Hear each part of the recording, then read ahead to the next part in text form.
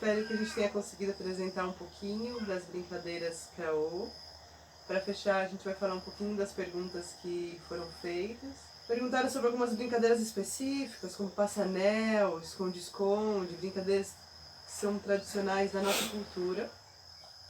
E eles não brincam, porque não são conhecidas das crianças. Mas as crianças adoram brincar. Se alguém apresentar essas brincadeiras, com certeza elas vão estar brincando aí nas próximas semanas. Uhum.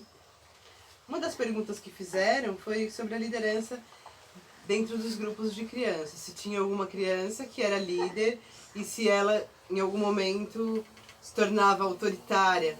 Pelo menos foi isso que eu entendi da questão.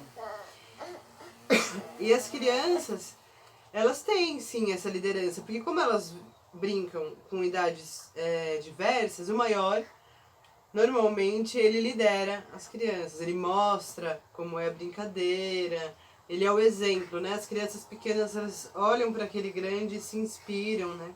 E vão explorando o próprio corpo para ver o que elas conseguem, o que elas podem fazer.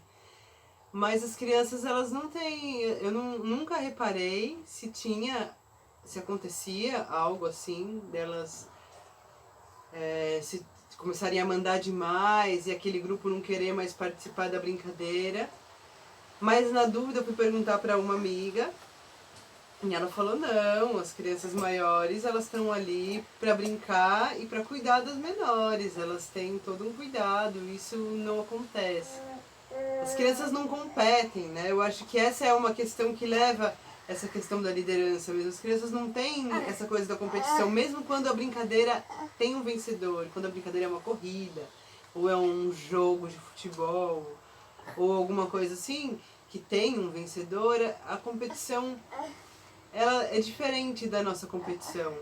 Um exemplo muito bonito que a gente tem para dar foi, teve uma vez que a gente arrecadou vários brinquedos e trouxe, e no Dia das Crianças a gente fez uma brincadeira na escola, né? Fez uma atividade, uma gincanas, e aí os brinquedos ficaram todos em uma sala, e as crianças que iam ganhando essa gincana entravam nessa sala e escolhiam qual brinquedo que elas iam querer. Aí a primeira criança que ganhou a gincana, ela entrou na sala para escolher, ela já devia ter uns 8, 9 anos. Ela entrou na sala para escolher e ficou olhando ali um monte de brinquedo, ela tinha todas as opções, ela era a primeira. E quando eu vejo o irmãozinho pequeno, de uns 2 anos, estava na janela, e o maior, ele estava lá dentro pedindo para o pequeno escolher qual brinquedo ele queria.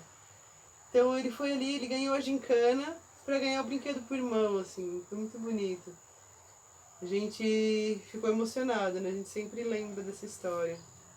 É muito difícil o acesso a esses brinquedos industrializados e que, por óbvio, também, né, se chegar a um interesse, né, em qualquer tipo de brinquedo. Então é muito bonito, né, uma criança que adentra num ambiente cheio de brinquedos para ela escolher e ela ter certeza que ela quer escolher um brinquedo para dar para o irmão mais novo. Então esse tipo de criação do ser, né, é importante para a gente definir como são as brincadeiras. E aí outra questão que chegou também, que era sobre a divisão dos brinquedos, né?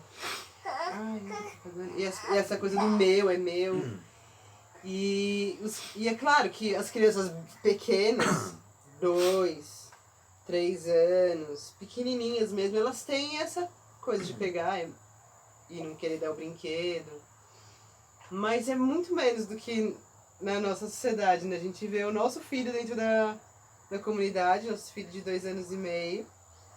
Ele tem essa coisa do é meu, é meu, é meu. E muitas vezes as crianças estão brincando com uma coisa, ele chega e fala é meu, e as crianças vão lá e dão pra ele o brinquedo. E a gente fica assim, passado, né?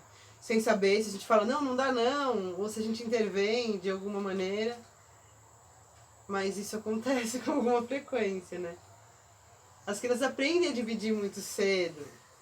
É outra história que eu sempre lembro, assim, é uma amiguinha de uns 4 anos, estava em casa, e eu tinha uma laranja. E ela viu que eu tinha uma laranja, eu dei essa laranja pra ela. E aí ela sentou assim na cadeira pra chupar a laranja e viu a amiguinha dela passando lá fora.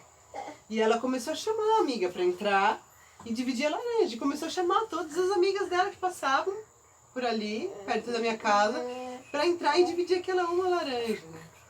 Ela não quis ficar quietinha comendo aquela laranja escondida, ela quis dividir, multiplicar a alegria de comer a laranja.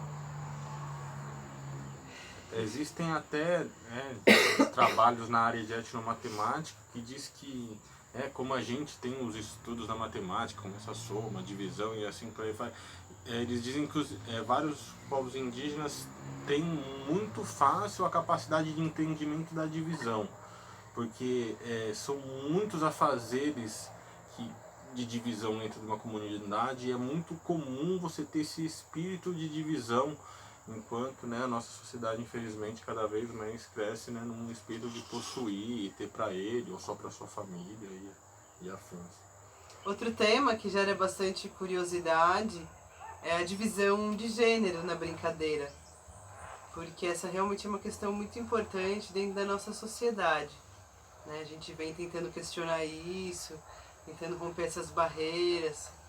E realmente é muito triste quando a gente entra numa loja de brinquedo, por exemplo, e a gente vê que os brinquedos das meninas têm só a ver com afazeres domésticos ou cuidado de bebê, né, bonecas, tem até forma de passar de brinquedo. Enquanto que os meninos têm uma gama de brinquedos que desenvolvem criatividade, que tem uma diversidade muito maior de brinquedos, né?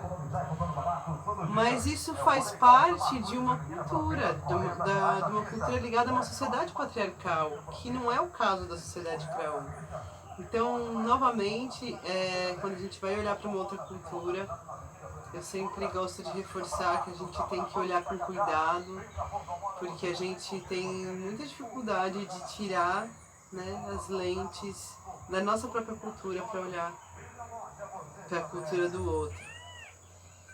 E a cultura Kraô, como várias culturas indígenas, tem divisão de gênero, de trabalho, nas tarefas, nas cantigas.